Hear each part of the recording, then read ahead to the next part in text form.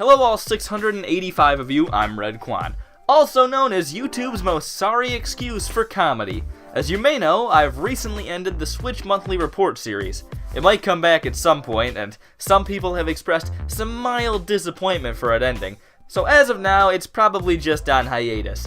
But now that I've stopped doing that as a series, I've realized that those were the only videos where the goal was to make a ton of bad jokes. So now it just feels like I'm not making any bad jokes. But I need to make the occasional video like that to keep any little bit of sanity I have.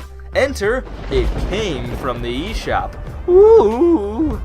It's admittedly a garbage name, but the goal of the video and potential series, although probably not because I can't imagine anyone will actually watch this, is to look at some really cheap, probably pretty terrible eShop games. And I'm not talking like $10 or $15 cheap, I'm talking like a few cents cheap. And so I've compiled a few games that you can get with some leftover eShop cash, and we'll see what they offer. Also, I don't have a capture card, so this probably won't work very well at all. Nice!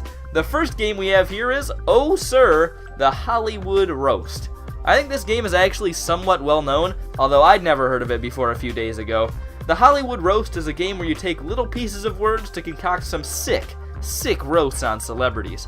The game isn't especially deep from my experience, but it is surprisingly entertaining. For the asking price of $1.19, it's pretty fun. The thing is though, all the characters in the game are stinking obnoxious, like half of them talking this really slow and monotone voice, and that's just really annoying. Some hipster indie film is reminiscent of Mark Wahlberg's rubber trousers. To avoid that, I always just play local multiplayer and have both sides pick the guy who's supposed to be Samuel L. Jackson. The game can be a little crude, which I guess considering it's a game about roasting people, shouldn't have been that much of a surprise, but you know, I'd say it's definitely a fun game for the money, especially if you have some leftover change on the eShop. The same cannot be said about the next game we got here, Astro Bears Party, and it's only 49 cents. Now you might say, Redkwan, how can a game that's only 49 cents not be worth it? Oh, have you not seen the Party of Astro Bears? From the name Astro Bears Party, you might be under the impression that Astro Bears was a sort of bad party game. Some wonky collection of mini-games that tries to do things and just doesn't get it quite right. But you wouldn't even be close. There's only one game in Astro Bears, and it's basically just Snake on a ball. That's honestly all it is. And that might sound like a unique twist on Snake if you're still trying to be optimistic about it, but really it's just Snake but with added motion sickness. So that's a blast. I also love the descriptions for each of the bears because they make very little sense.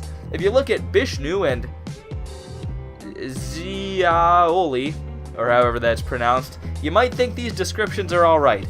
Bishnu is a real crazy guy, but he's apparently likable for some reason. And also probably rabid from the looks of it. And Ziaoli always acts before thinking, so she's the reckless one, I guess. Fair enough, but then you get to Neil and Igor. Igor is a proud husband and father. What? First of all, that description is not even close to fitting the vibe of this game. And it's also just really weird and unrelatable for the target audience. It's not like some 40-year-old is going to be big into Astro Bears Party, and he'll see Igor and be like, oh, Igor is the character for me. It's stupid. But then Neil is even worse, because his description is that he likes to eat while swimming. Some real insight into his personality right there. Plus, the characters aren't even well balanced. Neil is just Ziaoli, but slower and with worse turning. Maybe I'm just not cool and I don't see the appeal of Astro Bears, but I'm pretty sure that's not it. If that all sounds like Funyun to you, and you have a couple quarters, then there's Astro Bears. There you go, have some fun. And finally, North. North was a game I was curious about for a while, and you can verify that by watching the Switch February report, if you have nothing better to do with your life. And that was only a couple bucks, so I decided why not give it a shot. And let me tell ya, it's not at all what I expected. To be honest, I didn't really know what to expect, but it sure wasn't blobby fools staring at that eye pyramid thing. North is a game where you run around like a fool trying to immigrate, and you have to go through a long process to do that, including going to work, the doctor, the immigration office, and a few others that I can't be bothered to look up. Fun, fun, fun! Don't include the fun. Please don't do that. And along the way, you send and receive letters from your sister back home. It's a really short game. You can beat it in like an hour, but it's actually pretty good. I was definitely done with it by the end though, and I didn't think it was all that fun personally, but that's probably because I'm not cultured enough to appreciate the deeper meaning about immigration they were probably trying to teach me.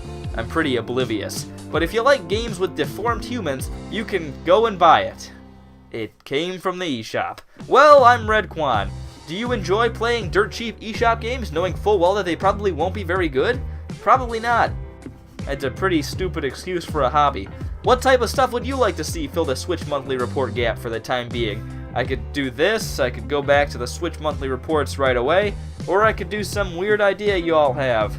I don't really care at this point. Honestly, the reality has to be more along the lines of nobody caring in the slightest, or if they do, it's that they want me to shut up and make more Pikmin videos. Hooray for Redkwan! Anyways, I'm Redkwan, thank you all for watching, and I'll hopefully see you all later. Goodbye.